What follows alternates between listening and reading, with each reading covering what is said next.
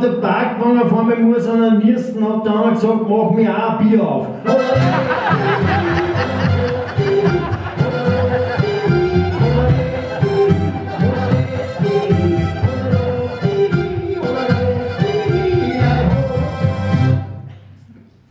Darf ich auch?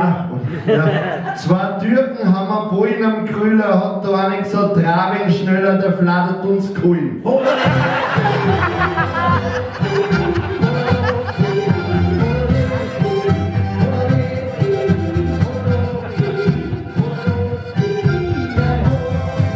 Geht einer zum Doktor, sagt der Herr Doktor, ich kann nicht mehr sowas kalt da tun, hat er gesagt, er muss viel Weißbrot essen. Die hat zum Bäcker gerannt, hat er gesagt, ich brauche 3 Strutzen Weißbrot. Hat der Bäcker gesagt, da wird aber die Hälfte hart. Hat er gesagt, dann gib mir 6 Strutzen.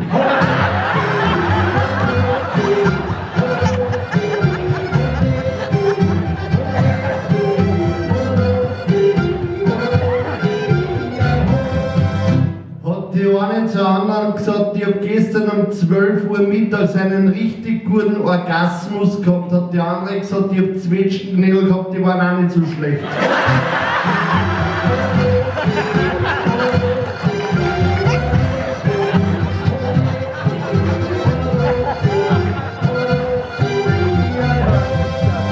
Zwei Angesoffene stehen am Balkon und auf einmal ist einer runtergefallen, hat der andere nachgebläht, hast du was gebrochen? Hat er aufgeschrien, ja, wegen einer Erdäpfelsalat.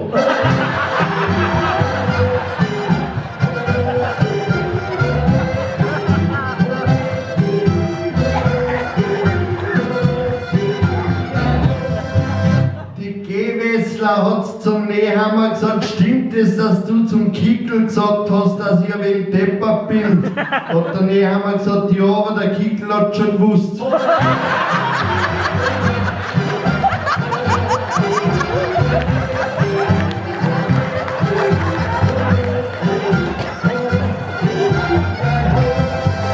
Die Apothekerin sagt zum Lehrmeister, du bist zu deppert, ich glaub, du hast das Hirn zwischen die Füße. Nächsten Tag hat das Lehrmeister angerufen und hat gesagt, ich kann nicht kommen, ich habe Gehirnblutung.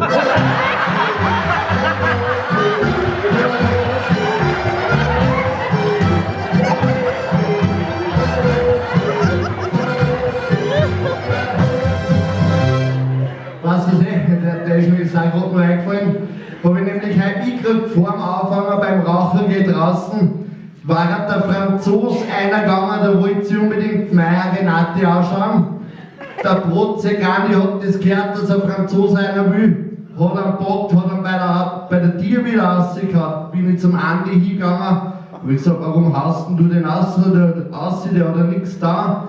Hat er gesagt, sicher, der hat den Andreas Hofer umgebracht.